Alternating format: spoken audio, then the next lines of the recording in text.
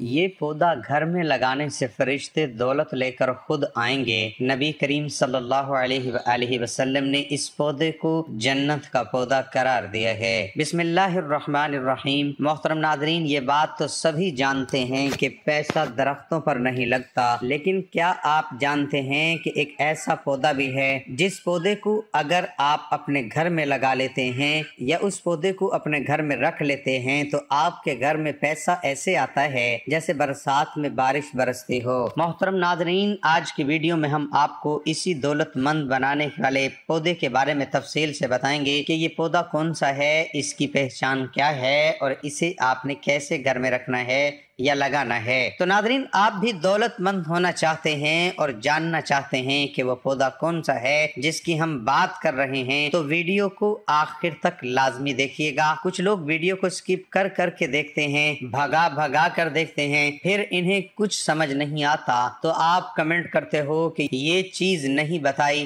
وہ چیز نہیں بتائی۔ تو مہربانی کر کے ویڈیو کو شروع سے لے کر آخر تک پورا دیکھا کریں، اور آپ سبھی بھائیوں اور بہنوں سے ایک چھوٹی سی گزارش کریں گے کہ جلدی سے آپ اس ویڈیو کو لائک اور شیئر کر دیجئے، کیونکہ ہم آپ کے لیے آپ کی ہی ضرورت کی ویڈیو لاتے ہیں۔ محترم ناظرین، قرآن مجید کی تلاوت کرنے والا قیامت کے روز قرآن مجید لکھنے والے معزز فرشتوں کے ساتھ ہوگا، اور اٹک اٹک کر مشقت سے پڑھنے والوں کو تلاوت کا ثواب ملتا ہے۔ ابن ماجہ میں حضرت عائشہ رضی اللہ تعالی عنہ کہتی ہے کہ رسول اللہ صلی اللہ علیہ وآلہ وسلم نے فرمایا کہ قرآن مجید کی تلاوت میں مہارت رکھنے والا شخص لکھنے والے عزت دار فرشتوں کے ساتھ ہیں، اور وہ شخص جو تلاوت کرنے میں اٹکتا اور دقت محسوس کرتا ہے تو اس کے لیے 2 اجر ہیں۔ سنن ابو داؤد میں روایت ہے کہ رسول اللہ صلی اللہ علیہ وآلہ وسلم نے فرمایا کہ قبر میں مومن آدمی کے پاس 2 فرشتے آتے ہیں جو اسے دیتے ہیں اور پوچھتے ہیں تیرا رب کون ہے؟ وہ کہتا ہے میرا رب اللہ ہے۔ پھر وہ پوچھتے ہیں تیرا دین کون سا ہے؟ وہ کہتا ہے میرا دین اسلام ہے۔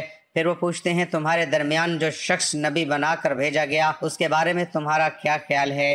تو وہ جواب دیتا ہے وہ اللہ کے رسول صلی اللہ علیہ وآلہ وسلم ہے۔ فرشتے پوچھتے ہیں تمہیں یہ ساری باتیں کیسے معلوم ہوئی؟ تو وہ آدمی کہتا ہے میں نے اللہ کی کتاب سے پڑھی، یعنی قرآن پاک سے پڑھی، اس پر ایمان لایا، اس کی تصدیق کی۔ تو یہ ہے دنیا میں قرآن پڑھنے کی فضیلت اور فائدے کہ جو بندہ دنیا میں قرآن پاک پڑھتا ہے اس کو نہ صرف دنیا میں فائدے ملتے ہیں بلکہ آخرت میں بھی وہ شخص کامیاب ہوتا ہے۔ محترم ناظرین، ابتدا میں حضرت رابعہ بصری رحمۃ اللہ علیہ کے حسن و جمال کی دھوم مچی ہوئی تھی، مگر جوانی کے شب و روز انہوں نے یاد الہی میں گزار دیے۔ ان کے چہرے پر پاکیزگی کا ایک ایسا نقاب تھا کہ دیکھنے والوں کی نگاہیں خود بخود جھک جاتی تھیں۔ اسی زمانے میں ایک نوجوان نے انہیں رات کے وقت ایک قبرستان میں چاند کی طرح دمکتے دیکھا تو آپ رحمت اللہ علیہ کو کوئی غیر مرئی خیال مخلوق سمجھ کر بھاگ کھڑا ہوا، لیکن دوسری صبح جب وہی چہرہ اسے بصرے کے ایک بازار میں نظر آیا تو وہ عقل و خرد سے ہاتھ دھو بیٹھا اور رات دن اس کے تصور میں رہنے لگا۔ آخر دل کے ہاتھوں مجبور ہو گیا، لوگوں سے پتہ پوچھتا ہوا حضرت رابعہ بصریہ رحمت اللہ علیہ کے گھر جا پہنچا۔ آپ کہا کرتی تھی کہ دل کے دروازے ہمیشہ کھلے رکھو، کیا معلوم محبوب کس وقت دستک دے دے، مگر گھر کے دروازے بند ہو یا کھلے ہوئے اس کی دانش برابر تھے۔ نوجوان کو خلاف توقع ان کا دروازہ کھلا ہوا ملا۔ اس نے اپنے دل کی دھڑکنوں پر بڑی مشکل سے قابو پایا۔ رات کا وقت تھا، اندر چراغ روشن تھا، یہ سوچ کر بے قابو سے اندر داخل ہو گیا کہ حال دل سنا دینے میں کیا حرج ہے، زیادہ سے زیادہ انکار ہی تو ہو جائے گا۔ واپسی کا دروازہ بہرحال کھلا ہوا ہے، لیکن جب وہ اندر پہنچا تو وہاں کوئی نہیں تھا، البتہ چھت سے ایسی پرسوز آواز آ رہی تھی جسے کوئی زیر لب ہجر کا رونا رو رہا ہو۔ نوجوان تیزی سے چڑھ گیا۔ حضرت رابعہ بصری عشاء کی نماز سے فارغ ہو کر ثنا خوانی کر رہی تھی۔ ستارے روشن ہو گئے، لوگ سو گئے، بادشاہوں نے دروازے بند کر لیے۔ ہر محبوب اپنے محبوب سے محراز و نیاز ہے اور میں تیرے سامنے کھڑی ہوں۔ نوجوان پر سکتہ طاری ہو گیا۔ اسی اثنا میں حضرت رابعہ بصری رحمت اللہ علیہ نے پلٹ کر اسے ایسی قہر آلود نظروں سے دیکھا کہ اس کی زبان گند ہو گئی۔ رابعہ رحمت اللہ علیہ نے اس کے قریب آ کر پوچھا کیا تم مجھ سے شادی کی درخواست کرنے آئے ہو؟ نوجوان نے لرزتے ہوئے ہاتھ سے اپنی زبان کی طرف اشارہ کیا کہ وہ بول نہیں سکتا۔ حضرت رابعہ بصری رحمۃ اللہ علیہ نے کہا اس سے پہلے کہ زبان کی طرح تیرا دل بھی چپ ہو جائے تو جس راستے سے آیا ہے اسی راستے سے لوٹ جا۔ نوجوان صرف آنکھوں سے التجا کر سکتا تھا کہ نیک خاتون میری گویائی مجھے واپس کر دے، میں تیرے مرتبے سے واقف نہیں تھا، مجھ سے غلطی ہوئی، مجھے معاف کر دے۔ ہمیشہ قابل معافی ہوتی ہے اس کی خاموش آنسوؤں کے جواب میں حضرت رابعہ بصری رحمۃ اللہ علیہ نے کہا نوجوان تو نے اگر مجھ سے کوئی زیادتی کی ہوتی تو میں تجھے یقیناً معاف کر دیتی، میں نے خود کو بہت پہلے اپنے رب کے حوالے کر دیا تھا، اب یہ معاملہ تیرے اور رب کے درمیان ہے، معافی مانگنا ہے تو اس سے مانگ، صدق کے دل سے توبہ کرنے کا ارادہ کرے تو شاید توبہ کی خاطر تیری زبان کھل جائے۔ یہ کہہ کر وہ نماز کے لیے کھڑی ہو گئی۔ نوجوان بھی بے اختیار سجدے میں گر گیا اور وہ رو رہا تھا، نامعلوم کب تک روتا رہا۔ جب اسے ہوش آیا تو زبان کھل چکی تھی اور توبہ توبہ کا ورد کر رہی تھی۔ بصرہ کے بازاروں میں صالحہ سال تک ایک مجذوب گرمی جھاڑے اور برسات سے بے نیاز ہو کر دیوانہ توبہ توبہ کر کے نعرے لگاتا رہا۔ اس کے نعروں سے راتیں گونج اٹھتی تھیں اور بچے سہم کے ماؤں کے سینے میں دبک جاتے تھے۔ آخر ایک دن وہ مجذوب اچانک ہی کہیں غائب ہو گیا، پھر کبھی اس کا پتہ نہ چلا۔ وہ مجذوب یہی مذکورہ نوجوان تھا جو حضرت رابعہ بصری رحمۃ اللہ علیہ کی بدولت ہی دربار خداوندی میں مقرب ٹھہرا۔ ناظرین، شریعت اسلامیہ میں مساکین اور غریبوں کو کھانا کھلانے اور ان کی دنیاوی ضرورتوں کو پورا کرنے کی بار بار ترغیب و تعلیم دی گئی ہے۔ حضور اکرم صلی اللہ علیہ وآلہ وسلم سے سوال کیا گیا کہ اسلام میں کون سا عمل زیادہ افضل ہے؟ آپ نے فرمایا لوگوں کو کھانا کھلانا اور ہر شخص کو سلام کرنا، خواہ اس کو پہچانو یا نہ پہچانو۔ اسی طرح فرمان رسول ہے کہ کوئی دنیاوی مشکل دور کرے گا، اللہ تعالیٰ قیامت کی سختیوں میں سے اس پر سے ایک سختی دور کر دے گا، اور جو شخص کسی تنگ دست پر سہولت کرے گا اللہ تعالیٰ دنیا و آخرت میں ایسی اس پر سہولت کرے گا جب تک بندہ اپنے بھائی کی مدد میں لگا رہتا ہے اللہ تعالیٰ بھی اس کی مدد میں رہتا ہے۔ نماز کی ادائیگی میں کوتاہی کرنے والوں کو جہنم میں ڈالا جائے گا۔ قرآن حدیث کی روشنی میں پوری امت مسلمہ کا اتفاق ہے کہ فرض نماز جان بوجھ کر چھوڑنا بہت بڑا گناہ ہے۔ شریعت اسلامیہ میں زنا کرنے، چوری کرنے اور شراب پینے سے بھی بڑا گناہ نماز کا ترک کرنا ہے۔ نماز میں کوتاہی کرنے والوں کی سزا کے متعلق صرف 3 آیات پیش ہیں۔ ان نمازیوں کے لیے خرابی اور ویل نامی جہنم کی جگہ ہے جو نماز سے غافل ہیں۔ اس سے وہ جو لوگ مراد ہیں جو نماز یا تو پڑھتے ہی نہیں یا پہلے پڑھتے رہے پھر سست ہو گئے، یا جب جی چاہتا ہے پڑھ لیتے ہیں، یا تاخیر سے پڑھنے کو معمول بنا لیتے ہیں، یہ سارے مفہوم اس میں آ جاتے ہیں۔ اس لیے نماز کی مذکورہ ساری کوتاہیوں سے بچنا۔ پھر اس کے بعد ایسے ناخلف پیدا ہوئے کہ انہوں نے نماز ضائع کر دی اور نفسانی خواہشوں کے پیچھے پڑ گئے۔ نماز نہ پڑھنے والوں کو جہنم کی انتہائی گہری اور شدید گرم وادی میں ڈالا جائے گا جہاں خون اور پیپ بہتا ہے۔ تمہیں دوزخ میں کس چیز نے ڈالا؟ وہ جواب دیں گے کہ ہم نہ نمازی تھے نہ مسکینوں کو کھانا کھلاتے تھے۔ اہل جنت کے بالا خانوں میں بیٹھے جہنمیوں سے سوال کریں گے کہ اس وجہ سے تمہیں جہنم میں ڈالا گیا، تو وہ جواب دیں گے کہ ہم دنیا میں نماز نہ پڑھتے تھے اور نہ ہی مسکینوں کو کھانا کھلاتے تھے۔ اور فرمائیے کہ جہنمی لوگوں نے جہنم میں ڈالے جانے کی سب سے پہلی وجہ نماز نہ پڑھنا بتایا، کیونکہ نماز کے بعد اسلام کا اہم اور بنیادی رکن زکوٰۃ ہے جو ہر مسلمان کے ذمہ ہے۔ قرآن و سنت کی روشنی میں امت مسلمہ کا اجتماع ہے کہ جو شخص زکوٰۃ کے فرض ہونے کا انکار کرے وہ کافر ہے اور زکوٰۃ کی ادائیگی نہ کرنے والا گناہ کبیرہ کا مرتکب ہے، جس پر آخرت میں سخت سزائیں دی جائیں گی۔ اگر مرنے سے قبل اس نے سچی توبہ نہیں کی تو سورۃ توبہ آیت نمبر 34-35 میں اللہ تعالیٰ ان لوگوں کے لیے بڑی سخت وعید بیان فرمائی ہے جو اپنے مال کی کما حقہ زکوٰۃ نکالتے نہیں۔ اس سورت کے آخری لفظ معون کے معنی معمولی چیز سے کیا گیا ہے۔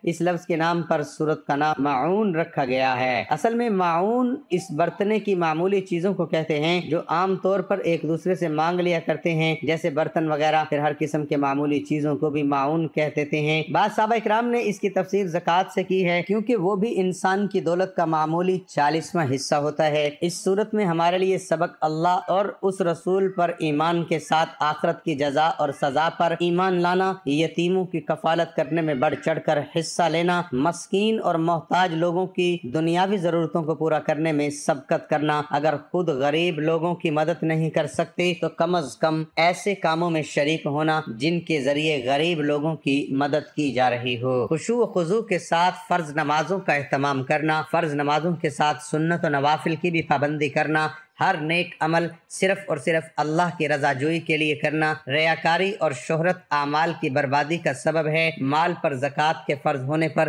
اس کا حساب لگا کر ہر سال زکوٰۃ کی ادائیگی کرنا۔ ناظرین، اگر کوئی پڑوسی یا رشتہ دار روز مرہ استعمال میں آنے والی چیزیں مانگے، حتی الامکان اسے منع نہ کرنا، حقوق اللہ کے ساتھ حقوق العباد کی ادائیگی میں کوتاہی نہ کرنا۔ حقوق اللہ میں ایمان کے بعد سب سے اہم عبادت نماز اور زکوٰۃ ہے۔ اپنے اعمال پر توجہ دیجیے، حقوق العباد لازمی پورے کیجیے اور حقوق اللہ کا بھی خیال رکھیں، کیونکہ اللہ کبھی حقوق کے تلف کرنے والوں کو پسند نہیں فرماتا۔ قیامت کے دن اللہ اپنے حقوق کو معاف فرما دے گا، مگر حقوق العباد یعنی اللہ کی مخلوق کے حقوق جو آپ نے ادا نہیں کیے ہوں گے ان کو معاف نہیں فرمائے گا، اس پر آپ کو سزا دی جائے گی اور آپ کی نیکیوں سے ان حقوق کو ادا کیا جائے گا۔ محترم ناظرین، میرے نبی صلی اللہ علیہ وآلہ وسلم نے فرمایا تھا، جو غربت ہوتی ہے، جو پیسے کی کمی ہوتی ہے، یہ انسان کو کفر تک لے جاتی ہے یا بے راہ روی کا شکار کر دیتی ہے۔ پھر انسان غلط سوچنا شروع ہو جاتا ہے،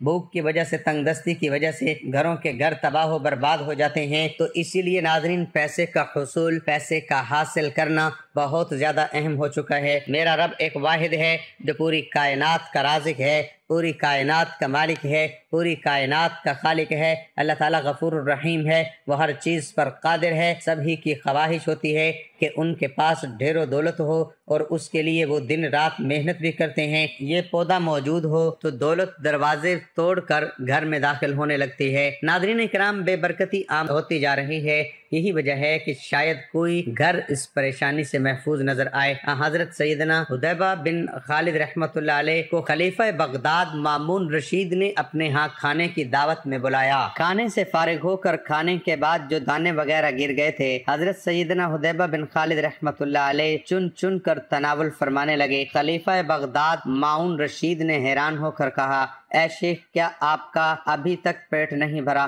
فرمایا، کیوں نہیں؟ دراصل بات یہ ہے کہ مجھ سے حضرت سیدنا حماد بن سلمہ رضی اللہ عنہما نے ایک حدیث پاک بیان فرمائی ہے، جو شخص دسترخوان کے نیچے گرے ہوئے ٹکڑوں کو چن چن کر کھائے گا وہ محتاجی سے بے خوف ہو جائے گا۔ برکت کا مطلب دولت کی کثرت نہیں بلکہ کفایت ہے، یعنی ضرورت کے لیے کافی ہو جانا۔ اے ابن آدم، میری عبادت میں منہمک رہو، میں تیرا دل غنا سے بھر دوں گا اور تمہاری محتاجی کا دروازہ بند کر دوں گا۔ 1 توبہ و استغفار، 2 اللہ سے ڈرنا، گناہوں سے بچنا، 3 عبادت میں انہماک، 4 توکل علی اللہ، 5 اللہ کے راستے میں خرچ کرنا، 6 طالب علموں پر خرچ کرنا، 7 رشتہ داروں کے ساتھ حسن سلوک، 8 کمزوروں کے ساتھ حسن سلوک، 9 یکے بعد دیگرے حج و عمرہ کرنا، 10 اللہ کے راستے میں ہجرت، 11 شادی کرنا۔ قرآن پاک میں کئی مقامات پر توبہ و استغفار کے ذریعے رزق میں برکت اور دولت میں فراوانی کا ذکر ہے۔ حضرت نوح علیہ السلام کا قول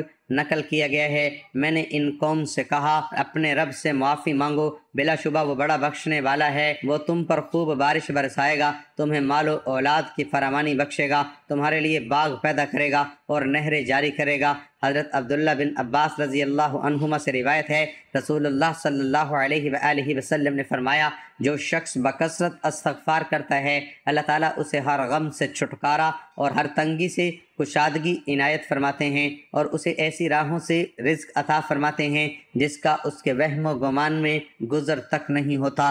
توبہ و استغفار کی حقیقت یہ ہے کہ انسان گناہ کو گناہ سمجھ کر چھوڑ دے، اپنے کیے پر شرمندہ ہو، آئندہ ترک معصیت کا پختہ عزم کرے اور جہاں تک ممکن ہو اعمال خیر سے اس کا تدراک کرے۔ اگر اس گناہ کا تعلق حقوق العباد سے ہو تو تو اس کی توبہ کے لیے ایک شرط یہ بھی ہے کہ صاحب حق سے معاملہ صاف کرے۔ ان شرائط کے بغیر توبہ بے حقیقت ہے۔ اللہ سے ڈرنا، گناہوں سے بچنا، تقوی، اللہ کے احکام پر عمل اور شرعاً ممنوع چیزوں سے اجتناب کا نام ہے۔ تقوی ان امور میں سے ایک ہے جن سے رزق میں برکت ہوتی ہے۔ اللہ تعالیٰ فرماتے ہیں جو اللہ سے ڈرے گا اللہ اس کے لیے راہیں نکال دے گا اور اس کو وہاں سے رزق دے گا جہاں سے اس کو گمان بھی نہ ہوگا۔ دوسری جگہ اللہ تعالیٰ کا ارشاد ہے اور اگر بستیوں کے لوگ ایمان لاتے اور تقوی اختیار کرتے تو ہم آسمان و زمین کی برکتوں کے دروازے ان پر کھول دیتے، لیکن انہوں نے جھٹلایا، اس لیے ہم نے ان کی کمائی کی پاداش میں ان کو پکڑ لیا۔ بہت سے لوگ کثرت مال کے باوجود معاشی تنگی کا رونا روتے ہیں اور معاشی طور پر بہت سے درمیانے درجے کے لوگ انتہائی اطمینان سے زندگی گزارتے ہیں۔ یہ فرقہ صرف برکت کی وجہ سے ہے۔ عبادت میں انہماک، اس سے مراد یہ ہے کہ عبادت کے دوران بندے کا دل اور جسم دونوں حاضر رہیں، اللہ کے حضور میں خشوع و خضوع کا پاس رکھیں، اللہ کی عظمت ہمیشہ اس کے دل و دماغ میں حاضر رہے۔ حضرت ابو ہریرہ رضی اللہ عنہ روایت فرماتے ہیں کہ نبی اکرم صلی اللہ علیہ وآلہ وسلم نے فرمایا، بلا شبہ اللہ تعالیٰ فرماتے ہیں کہ اے ابن آدم میری عبادت میں منہمک رہو، میں تیرا دل غنا سے بھر دوں گا اور تمہاری محتاجی کا دروازہ بند کر دوں گا۔ اگر تم نے ایسا نہیں کیا تو تمہارے ہاتھوں کو کثرت کے مشاغل سے بھر دوں گا اور تمہاری محتاجی کا دروازہ بند نہیں کروں گا۔ ناظرین، اللہ تبارک و تعالیٰ نے کچھ چیزوں کے اندر برکت رکھی ہے جبکہ کچھ چیزوں کے اندر بے برکتی، کچھ چیزوں کے اندر خیر رکھی ہے تو کچھ چیزوں کے اندر مصیبت اور تباہی رکھی ہے۔ محترم ناظرین، آج کی ویڈیو میں آپ کو ایسے ہی ایک برکت اور خیر والے پودے کے بارے میں بتانے جا رہے ہیں جس پودے کو دولت کا کھینچنے والا پودا بھی کہا جاتا ہے۔ اس پودے کا ذکر قرآن پاک اور حدیث میں بھی ملتا ہے، جبکہ نبی کریم صلی اللہ علیہ وآلہ وسلم کا ارشاد مبارک ہے یہ پودا جنت کے پودوں میں سے ہے، لیکن جب بھی گھر میں رزق، دولت اور برکت لانے والے پودے کی بات آتی ہے تو صرف ایک پودے کا ہمیں ذکر نہیں ملتا، بلکہ عام طور پر ہمیں 3 پودوں کے بارے میں ذکر سننے کو ملتا ہے۔ ان میں سے پہلا پودا ہے نیاز بو، جسے تلسی کا پودا بھی کہا جاتا ہے، جبکہ عربی میں اسے ریحان کا پودا کہا جاتا ہے، اور جو دوسرا پودا ہے اس کا تعلق بھی تلسی یعنی نیاز بو کے خاندان سے ہی ہے، اور دوسرا پودینے کا پودا، پودینے کا تقریباً ہر گھر میں ہی کھانے وغیرہ میں استعمال کیا جاتا ہے، اور تیسرے نمبر پر وہ پودا منی پلانٹ جس کے بارے میں کہا جاتا ہے کہ اس پودے کو گھر میں رکھنے سے دولت اور پیسہ آنے لگتا ہے۔ ویسے تو ان تینوں پودوں کے ہی بارے میں مشہور ہے کہ ان پودوں کو گھر میں رکھنے سے دولت اور پیسہ گھر میں آنے لگتا ہے، لیکن ناظرین اصل میں کون سا پودا ہے اور اس کو آپ نے گھر میں کیسے رکھنا ہے یا لگانا ہے آگے آپ کو پتہ چل جائے گا۔ نیاز بو یعنی کہ تلسی ایک ایسا پودا ہے جس کا ذکر ہمیں قرآن پاک میں اور حدیث میں بھی ملتا ہے۔ قرآن پاک میں ہمیں سورۃ رحمان کی آیت نمبر 12 اور سورۃ واقعہ میں نیاز بو یعنی تلسی کو ذکر ملتا ہے۔ اس طرح نبی کریم صلی اللہ علیہ وآلہ وسلم نے بھی تلسی کے پودے کو بہت زیادہ پسند فرمایا ہے، اور آپ کا ارشاد مبارک ہے کہ تلسی کا پودا جنت کے پودوں میں سے ایک پودا ہے۔ ایک روایت میں ہمیں ملتا ہے کہ نبی کریم صلی اللہ علیہ وآلہ وسلم کا ارشاد مبارک ہے کہ جس کسی کو بھی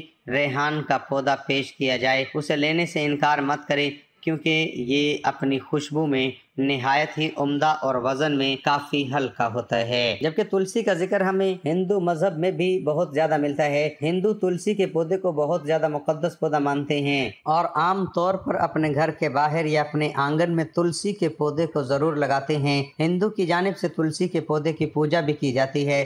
بزرگوں کا تلسی کے پودے کے بارے میں کہنا ہے کہ تلسی کا پودا بہت ہی مبارک اور برکت والا پودا ہے، اور جس گھر میں بھی یہ پودا موجود ہوتا ہے اس گھر میں کالا جادو یا تتلی علم نہیں چل سکتا۔ اسی طرح اگر کسی کے گھر میں یہ پودا موجود ہے تو اس گھر میں رہنے والے افراد پر کسی بھی قسم کی بندش نہیں کی جا سکتی۔ یہ پودا گھر میں آسیب اور بری بلاؤں کو داخل ہونے سے بھی روکتا ہے، جبکہ بزرگ تو یہاں تک بھی کہتے ہیں کہ اگر گھر میں تلسی کا پودا موجود ہو تو خطرناک سانپ اور زہریلی ناگن بھی گھر میں داخل نہیں ہو پاتے۔ بزرگوں کا کہنا ہے کہ تلسی کے پودے کی یہی تمام خوبیاں مل کر اسے بہت زیادہ برکت اور گھر میں دولت لانے والا پودا بنا دیتی ہیں، اور جس گھر میں بھی تلسی کا پودا موجود ہو اور ایک خاص طریقے سے لگا ہو یا ایک خاص طریقے سے رکھا گیا ہو جو کہ ابھی آپ کو بتاتے ہیں، تو اس گھر میں نہ ہی رزق کی تنگی ہوتی ہے، نہ کبھی دولت اور پیسے کا آنا رکتے ہیں، بلکہ اس گھر میں اس طرح سے دولت اور پیسہ آتا ہے جس طرح سے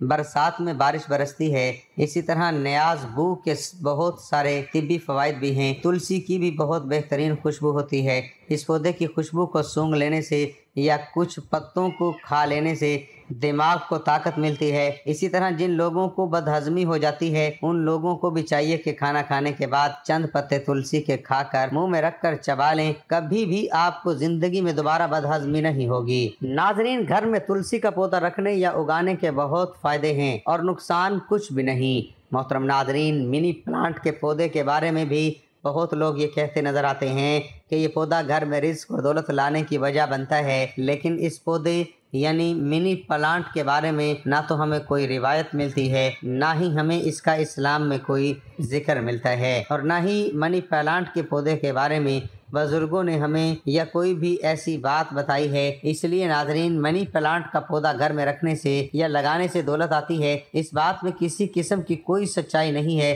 منی پلانٹ کا پودا بس ایک عام پودوں کی طرح ہی ہے۔ اسے آپ گھر میں پودے کے طور پر یا پھر ڈیکوریشن کے طور پر رکھ سکتے ہیں، لیکن اگر آپ یہ سوچیں کہ منی پلانٹ کا پودا گھر میں رکھنے سے دولت آنے لگے گی، اس طرح کی باتوں میں بالکل بھی سچائی حقیقت نہیں۔ بزرگوں کی بتائی گئی تعلیمات کی روشنی میں ہمیں صرف 2 پودوں کے بارے میں حتمی طور پر پتہ چلتا ہے کہ وہ پودے برکت والے ہیں، جن میں سے ایک پودا تلسی یعنی نیاز بو کا ہے، جس کے بارے میں اوپر آپ کو بتا چکا ہوں کہ یہ پودا گھر میں نہ صرف رزق اور دولت لاتا ہے، پیسہ لاتا ہے، بلکہ اس کے اور بھی بے شمار فائدے ہیں۔ اور جو دوسرا پودا ہے جو کہ گھر میں برکت اور دولت لانے کی وجہ بنتا ہے، وہ ہے پودینے کا پودا۔ ناظرین، گھر میں رزق، دولت، پیسہ لانے والا پودا یعنی کہ تلسی اور پودینہ یہ گھر میں آسانی سے اگایا جا سکتا ہے۔ اگر آپ کے گھر میں کیاری وغیرہ کی کوئی جگہ ہے یا کوئی باغیچہ ہے تو آپ اس میں بھی تلسی کے پودے یا پودینے کو اگا سکتے ہیں، یا کوئی ایسی جگہ یعنی کیاری وغیرہ موجود نہیں تو آپ گملے میں بھی تلسی کے پودے